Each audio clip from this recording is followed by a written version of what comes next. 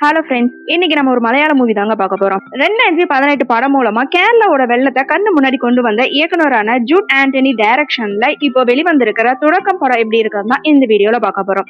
August 7 வெளிவந்த இந்த படம் கொஞ்சம் எதிர்பார்ப்போட வெளிவந்த படம்னே சொல்லலாம். ஏன் அப்படின்னா கேரளாவோட சூப்பர் ஸ்டார்னு அழைக்கப்படுற மோகன்லாலோட மகளான விஷ்மயா இந்த படத்துல கதாநாயகியா அறிமுகமாயிருக்காங்க. ஒரு த்ரில்லர் கதைய பெண்களோட தற்காப்பை மையமா வச்சு இந்த படம் வெளிவந்திருக்கு. சாய்குமார் விஏஓ ஆபீசரா வராரு. மனசாட்சிப்படி வேலை செய்யற ஒரு பர்சனா இருக்காரு. அவருக்கு ஒரு பொண்ணு இருக்காங்க. அவங்கதான் விஷ்மயா. விஷ்மயா ஒரு சாதாரண நடுத்தர பெண்ணா இருக்காங்க. ஒரு நாள் அவங்க பேங்க் எக்ஸாம் எழுதணும் அப்படின்னு போறாங்க. ஆனா சாயங்காலம் வரையுமே அவங்க வீடு திரும்பவே இல்லை. ஒரு தந்தைக்கு இருக்கிற அந்த பயம் பதற்றம் எல்லாத்தையுமே சாய்குமார் நடிப்புல அழகா கொண்டு வந்திருக்காரு. உடனே அவர் போலீஸ்ல புகார் கொடுக்குறாரு.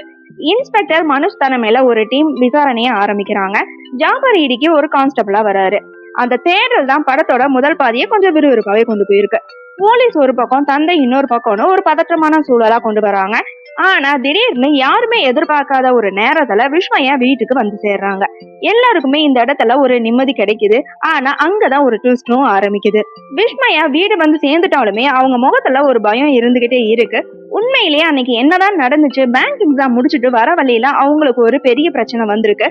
ஆசிஸ் ஜோ ஆண்டனி வில்லனா இந்த படத்துல மிரட்டியிருக்காருன்னே சொல்லலாம். அந்த ஆள் யாரு, எதுக்காக விஷ்மயாவை டார்கெட் பண்றாரு, விஷ்மயா அந்த பிரச்சனையில இருந்து எப்படி தப்பிச்சாங்க, அதுதான் படத்தோட மீதி கதை.